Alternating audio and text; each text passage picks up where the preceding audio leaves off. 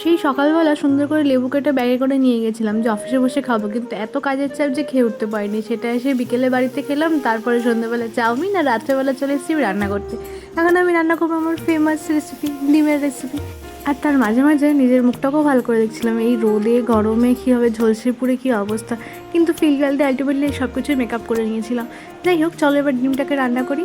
প্রথমে আলু পেঁয়াজ সুন্দর করে ভেজে নিয়েছিলাম, তার মধ্যে জিরে গুঁড়ো, ধনে গুঁড়ো, লঙ্কার গুঁড়ো অবশ্যই দিয়েছিলাম, আর তারপরে জল দিয়ে দিলাম। আগে থেকেই সুন্দর করে 4খানা ডিম ভেজে রেখেছিলাম এবং সেগুলো হাফ হাফ করে কেটেও রেখেছিলাম। জল ফুটে গেলে সেগুলো দিয়ে দেবো। তারপর চলে গেলাম চাঁদ দেখতে, আর এটা আমার ফোনে তোলা চাঁদের এত সুন্দর একটা ছবি, যেটা দেখে আমি মুগ্ধ হয়ে গেছিলাম। এত সুন্দর এসেছিল চাঁদটা, আজকে পুরো গোল ছিল, আর এই পূর্ণিমার দিনে না জাস্ট অসাধারণ লাগে। তারপর রাত্রের দিকে বৃষ্টিও চলে এসেছিলো। যাই হোক, চলো ডিমের ঝোলটা আমার হয়েই গেছে কথা বলতে বলতে। সুন্দর করে ফুটে যাবে আর ঝোলটা একটু গাঢ় গাঢ় হয়ে আসবে। তারপর রাত্রেবেলা ডিমের ঝোল আর ভাত, এই হচ্ছে আমাদের রাতের রান্না আজকে। তোমরা কি রান্না করলে জানিও কিন্তু।